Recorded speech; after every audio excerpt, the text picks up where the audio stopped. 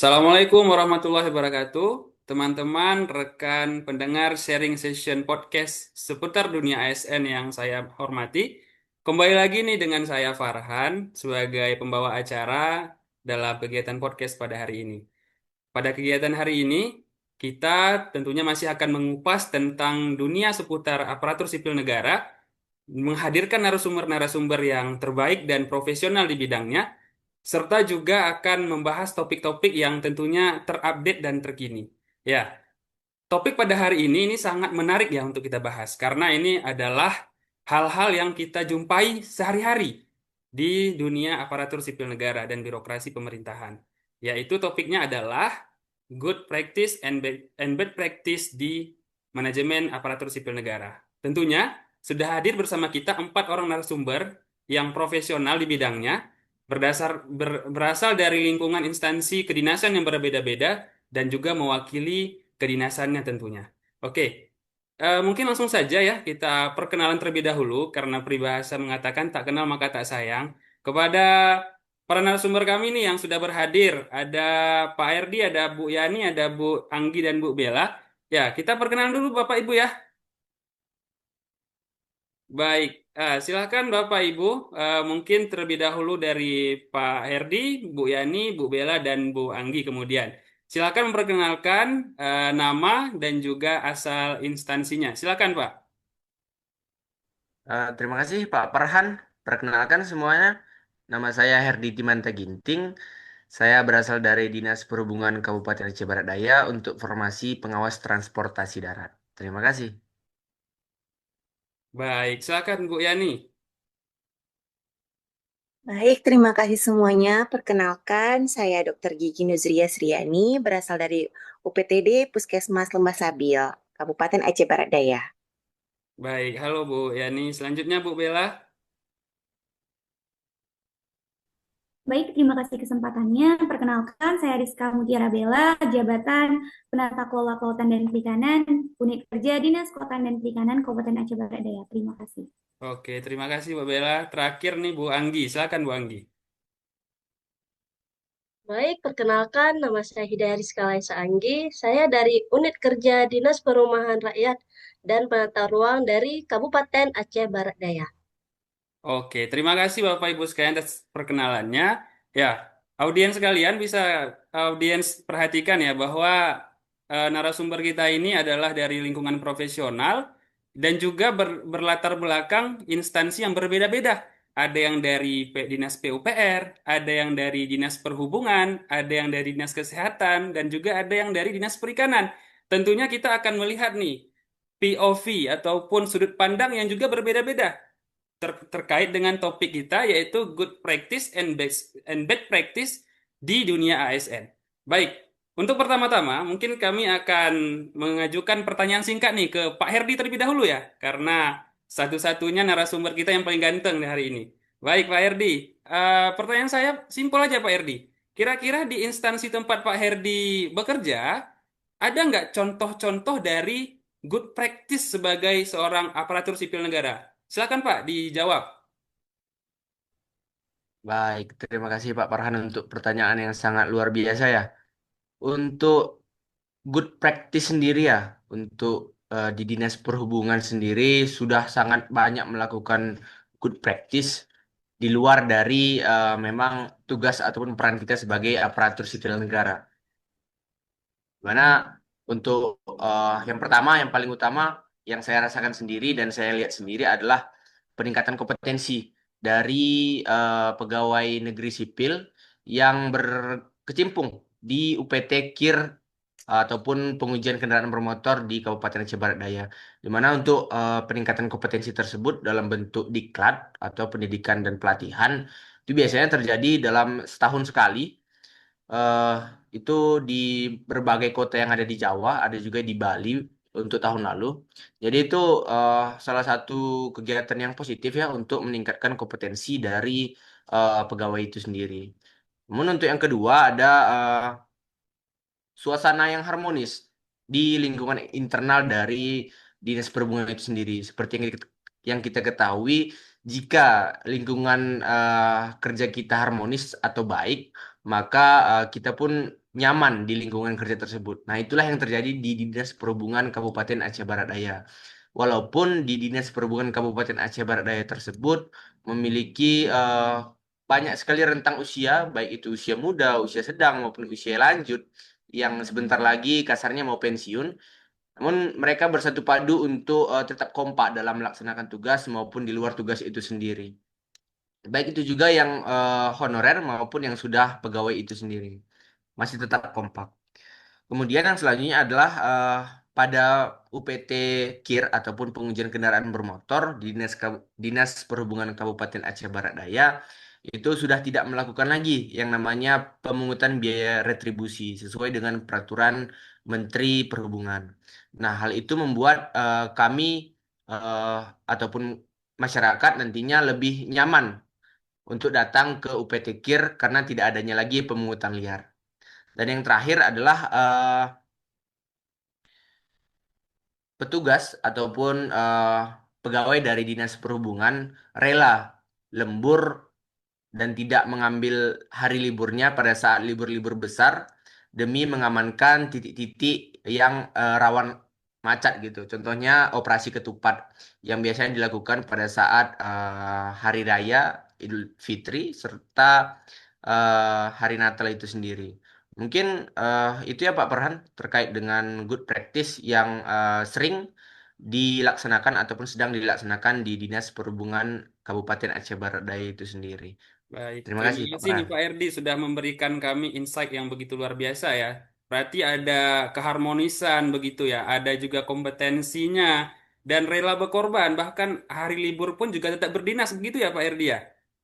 Betul betul Pak, betul Pak. Wah, luar biasa Dinas Perhubungan ya. Baik, selanjutnya kita beralih nih dari Dinas Perhubungan, kita beralih ke Dinas Kesehatan di UPTD-nya. Silakan kepada Bu Nuzria Sriani. Pertanyaan masih sama. Kira-kira nih apa saja nih contoh perilaku good practice ASN di institusi tempat Ibu bekerja? Silakan Bu. Ya, terima kasih Bapak Farhan. Baik, contoh dari good practice di tempat saya bekerja, yaitu di Dinas Kesehatan di UPTD Puskesmas Lembah Sabil itu sudah sangat banyak. Yang paling gongnya nih ya, yaitu pemanfaatan mobile JKN di Puskesmas, di mana eh, jadi pendaftaran pasien itu bisa melalui aplikasi mobile JKN tersebut. Jadi pasien nggak perlu antri, jadi lebih efisiensi waktu dan tenaga juga kan. Kemudian ada transparansi pelayanan di situ, di mana nanti kita tahu pasiennya mau ke poli apa, mau ke poli umum atau poli gigi. Kemudian juga bisa meningkatkan kepuasan masyarakat dan juga mendukung kita sebagai smart ASN, yaitu memanfaatkan teknologi yang ada. Begitu Pak Farhan. Baik Bu Nuzri ya. Baik, berarti di lingkungan kerjanya ini sudah eh, mengikuti perkembangan zaman, begitu ya Bu Nuzri ya? Sudah terdigitalisasi ya. Jadi sudah Ya Pak. memiliki aplikasi ya. Pendaftarannya juga sudah berbasis digital. Luar biasa, luar biasa. Oke, itu dia teman-teman audiens sekalian dari sisi good practice. Nah, tentu ketika ada good, pasti ada bad. Nah, disinilah kita akan melihat bagaimana sebenarnya bad practice dari beberapa instansi yang dari narasumber kita sampaikan. Kita beralih ke Bu Rizka. Bu Rizka dari Dinas Kelautan dan Perikanan Aceh Barat Daya ya. Silakan kepada Bu Rizka. Pertanyaannya juga sama, berbeda halnya. Apa saja nih bad practice yang bisa mungkin Ibu sampaikan terkait dengan lingkungan kerja Ibu? Silakan Bu. Baik, terima kasih kesempatannya Pak Farhan. Izinkan saya menjawab. Mungkin ada pun contoh-contoh bad practice pada kantor Dinas Kelautan dan Perikanan Aceh Barat Daya adalah tidak adanya pelayanan publik yang memadai ya, karena masyarakat yang datang tuh kadang-kadang kebingungan. Dia mau ke ruangan mana, harus menyelesaikan masalahnya, aduannya kemana, begitu. Dan menurut saya pada siang hari kantor Dinas Kelautan dan Perikanan itu kurang aman ya Pak, karena tidak ada pos satpam di depan kantor. Mungkin itu saja bad practice yang bisa saya beritahu pada kesempatan kali ini. Terima kasih Pak Farhan, saya kembalikan kepada Bapak. Oh iya, baik. Berarti dari sisi pelayanan front office-nya begitu Bu Rizka ya, Bu Bella ya. Berarti tidak Iya, memadai betul. mungkin front office-nya begitu. Jadi ketika ada masyarakat yang datang tidak tahu mau bertanya ke siapa begitu. Ya, oke. Terima kasih. Mungkin selanjutnya nih dari insight-nya Bu Anggi nih. Bu Anggi dari Dinas PUPR Aceh Barat Daya ya. Kira-kira apa saja Bu Anggi ya, bad practice seorang ASN di lingkungan kerja Ibu? Silakan Bu. Baik, terima kasih kesempatannya. Kalau dari Dinas PUPR itu memiliki beragam bad practice ya. Karena pembangunan infrastruktur sejatinya adalah tulang punggung pelayanan publik. Namun faktanya masih sering kita jumpai praktik-praktik yang tidak sehat. Apa saja itu? Yaitu seperti pekerjaan fisik yang tidak sesuai spesifikasi atau mutu rendah seperti mutu dari jalan, jembatan itu yang tidak sesuai. Kemudian pengadaan lahan atau perencanaan terhambat dan tidak tuntas. Sehingga dari terjadinya hal itu, kendala pengadaan lahan dan perencanaan itu mempengaruhi pelaksanaan. Jadi terhambat dan schedule-nya dapat berubah. Seperti itu, Pak. Jadi bad practice dari Dinas PUPR adalah dari pengerjaan pada infrastrukturnya. Baik, berarti terkendalanya terkait hal itu Bu ya, karena Dinas PUPR ini memang roda pembangunan daerah lah begitu ya. Baik, terima Iya, kasih Pak. Bu Anggi atas insight-nya. Selanjutnya ini saya beralih lagi ke Pak Herdi nih. Tadi Bapak sudah menceritakan tentang bagaimana good practice seorang ASN di lingkungan kerja Bapak di Dinas Perhubungan. Jadi kira-kira apa nih Pak poin yang kira-kira menjadi oh ini nih karena ini dia gitu. Poin keberhasilannya kenapa itu Pak? Kira-kira bisa terbentuk kompetensi tadi ya, ada juga keharmonisan antara para pegawai baik itu PNS dan juga yang masih honorer seperti itu. Bagaimana Pak kira-kira Bapak menanggapinya? Untuk cara ya, cara mempertahankan dari hal-hal positif tersebut, di antaranya memang eh, ketika kita melakukan sesuatu, contohnya tadi peningkatan kompetensi untuk diklat, itu memang banyak pihak yang harus terlibat, di antaranya adalah kepala SKPK, yaitu Dinas Perhubungan itu sendiri, kepala dinas, kemudian bupati, di mana bupati sendiri yang kemudian menyetujui pendanaan terkait dengan diklat itu sendiri, di mana seperti yang kita ketahui untuk diklat di luar Pulau Sumatera itu sendiri biayanya cukup cukup mahal ya, apabila tidak tidak dibarengi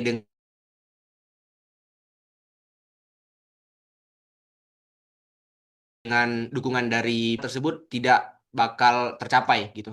Untuk yang kedua, untuk keharmonisan itu sendiri, saya rasa perlunya peran dari PNS senior nih, di mana PNS senior yang menurut saya dalam hal keharmonisan yang seharusnya merangkul PNS-PNS junior, di mana seperti saya sendiri banyak kawan-kawan saya yang senior merangkul saya untuk setidaknya tidak terlalu canggung dalam dalam dalam berkomunikasi sehari-hari gitu. Mungkin itu Pak Farhan terkait dengan cara mempertahankan good practice tersebut.